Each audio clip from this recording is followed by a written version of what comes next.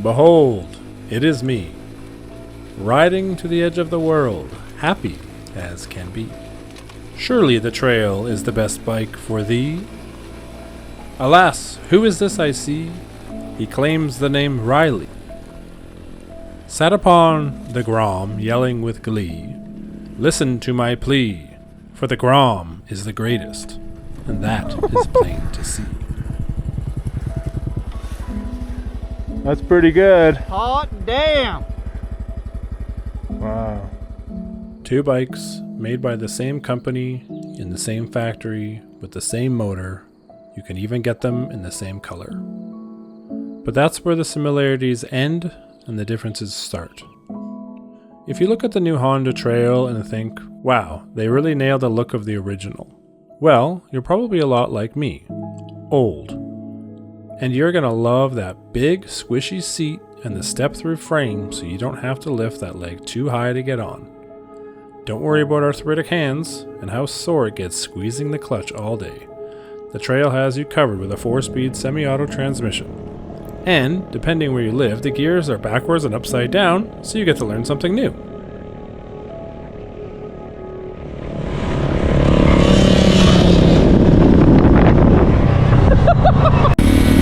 First off thing, this got this really weird transmission. It's called a GP shift, so all 4 gears are down. Super weird.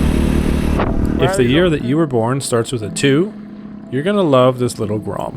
If you've ever seen one show up to a bike meet, most likely it was doing a wheelie, an endo, a skid, or simply bouncing off a curb with the happiest human being alive riding it. Alrighty then, let's see if we can turn this rig around.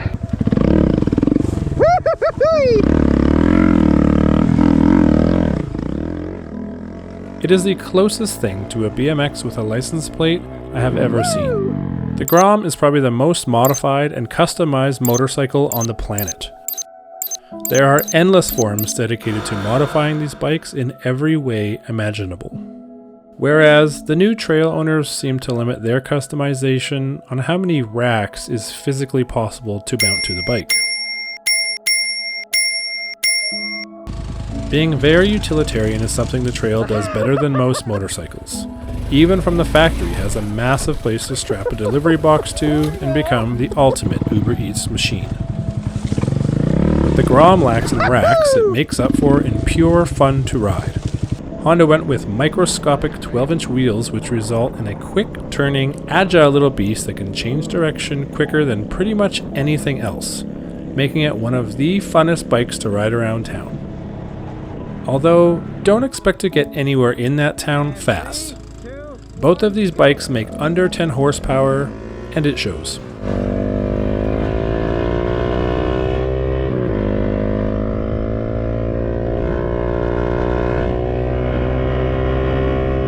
The Grom is equipped with a 5-speed, whereas the Trail has the 4-speed auto. The closer ratio gears on the Grom also help with acceleration. If you're looking for a highway cruiser, look somewhere else. 86,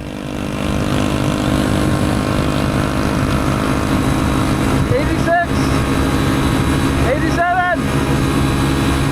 It would eventually reach 91 kilometers per hour, but ain't nobody got time to watch that. When it came to off-road, I was confident the Trail would beat the Grom. I mean, Trail is in the name. It has bigger wheels, it comes with a skid plate, high mount exhaust, kickstart. This thing is made for the bush, right?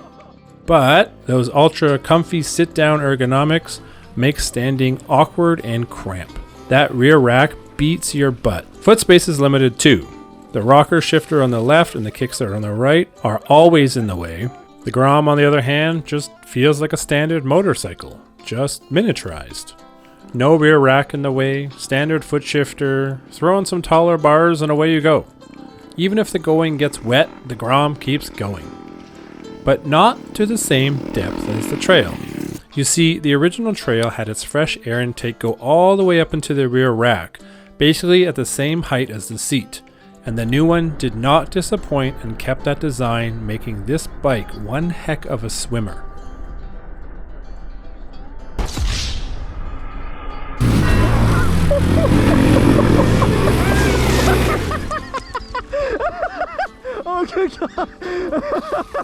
Dude, we have now tested that the snorkel on the other side is the limit for water. Oh my god.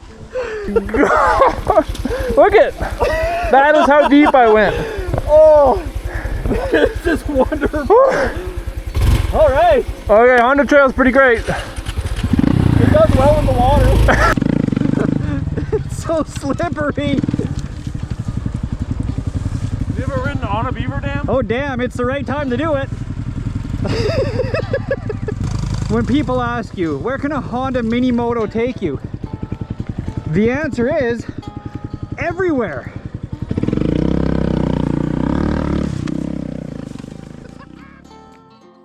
Both of these bikes are a blast goofing around in the dirt. But what if you increase the difficulty of the terrain? While the Grom turns any adult into a 12-year-old that lost his Ritalin prescription, the Trail is a pair of slippers and a cup of chamomile tea. By far the most relaxing motorcycle on the planet. Until you pretend it's a dirt bike. Oh no! Oh my god!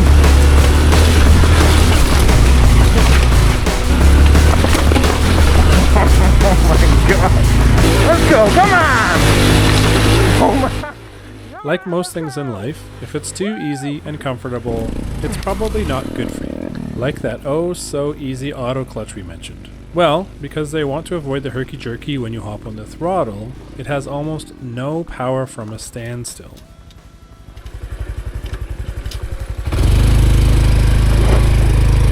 Okay. You don't want to go up there. I can take a hint. You are no Grom. You won't ever notice this on the street, but if you go stupid places like me, you'll find out really quick. I seriously hope we don't have to get up there. Oh my god. Yeah. It's not that the bike doesn't have enough horsepower, but rather the auto clutch's inability to transfer torque to the rear wheel at really slow speeds. Once the bike gets up to around 10 miles per hour, it actually engages great, but if it slows down too much, you're pretty much going to have to get off and push. So in an attempt to make it up to larger hills, I had to desperately try to keep up enough speed. Oh my god, that is so steep. What the heck? I can't make it up there. Oh my god. Let's go, come on. Oh my, come on, let's go. Woo! Nope. I don't even know if I can get this up there. Oh my god. Well, that's my record set. On! Go, go! And how does the Grom fare with its manual 5-speed? Come on, Honda Grom! Go, Grom, go, Grom! Well, you beat me! This is nuts! This is awesome! Dude, I never expected to take a Grom to places like this. No. Oh man. No. The fact that I can barely even walk down it. Yeah. I don't know if the GoPro's lying like they usually do, but this is very steep. Like. And before you say the Grom had knobby tires and I was on stock tires, listen to the engine of the Trail. It's not moving power anywhere. Oh no, that was terrible, Mike. Even with my weight off of the bike, it still wasn't able to spin the tire in the dirt. I'm definitely gonna need your help. I'm gonna need your help. This hill was not a one-off. Every time we climbed one, there was another one. Oh my god. I don't like it. Also, these freaking foot pegs are just so slippery. Moral of the story, don't bring a water balloon to a knife fight. Okay. And I should exercise more. Going back down these hills also presented its own challenges. The ABS cannot be turned off. I tried disconnecting the fuses, but this didn't seem to work. I don't think I've ever been so quiet. Looking back, I should have just unplugged the ABS altogether. My workaround at the time was to shut the bike off and coast down, thus disengaging the ABS. While ABS on the Grom is an optional thing that you can choose to buy or not.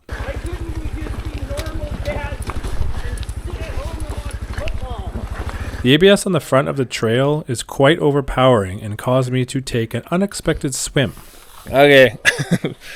Came down here, hit this little bump, did this, and then my ABS wouldn't slow me down. I don't know, I think I hit a rock. I came off the bike and went over, flipped onto my back in there.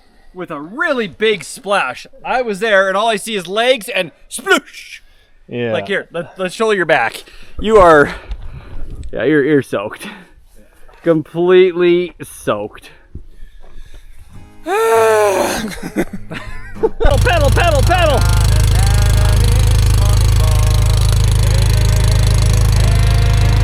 Hi. Did you take a better way? Oh God. Look at this.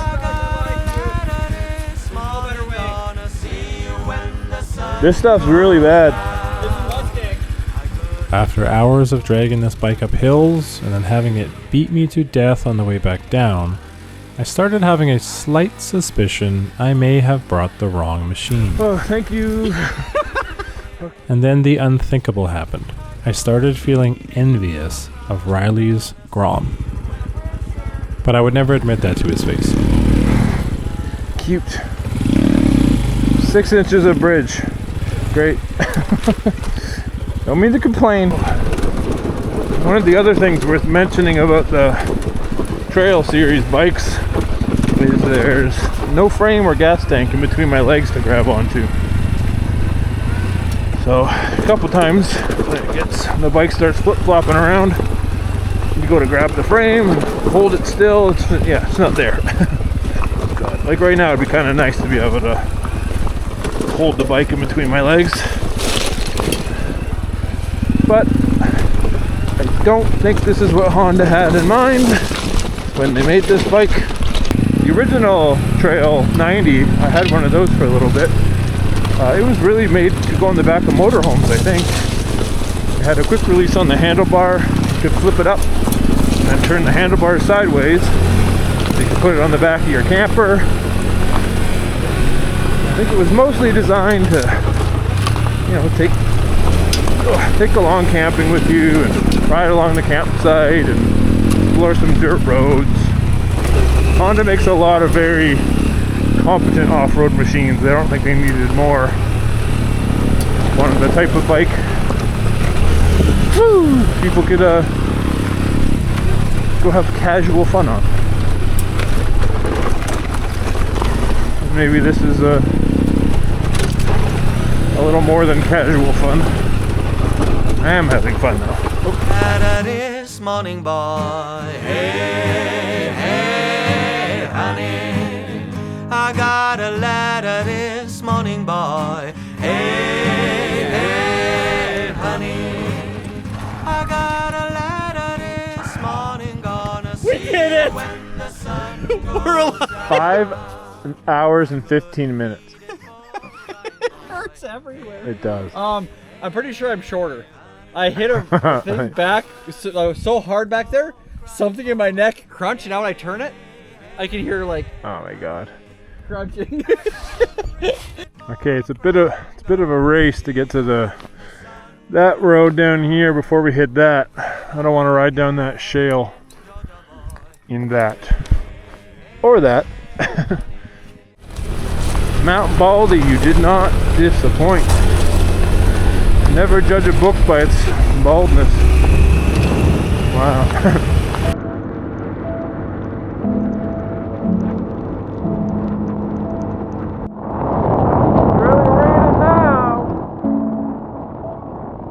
The title of this video is Grom versus Trail. So we should probably have some conclusions here.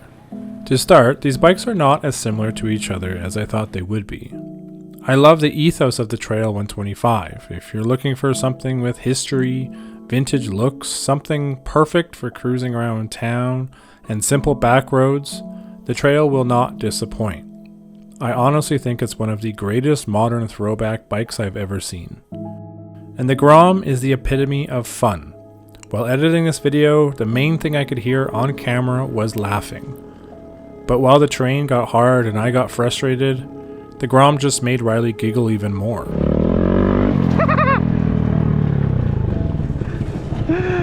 We did it! The circus! And as for me and what I would choose between the two, well, if I'm coming to the mountains, it's gonna be a Grom. That Trail transmission would be the death of me. If I am staying closer to town and doing some back road camping and I want space to strap literally anything I can imagine to my bike, it's gonna be the Trail. If you've watched the video this far already, well, you probably have an idea which bike would fit your life better. Let me know in the comments which one and why. Or just be my hero and buy both. The Grom does for this generation what the Trail did for its 50 years ago. Two machines built entirely around being cheap to buy, cheap to run, easy to ride, and above all, fun. And that last part is the part I care most about. Motorcycles are way too serious. In fact, I think these little bikes are so much fun, I actually just went out and bought myself a new, tiny, cheap Honda motorcycle. One that is not as well loved as these two. I have some big adventures planned for that bike, so you're gonna have to stick around. I hope you enjoyed this video.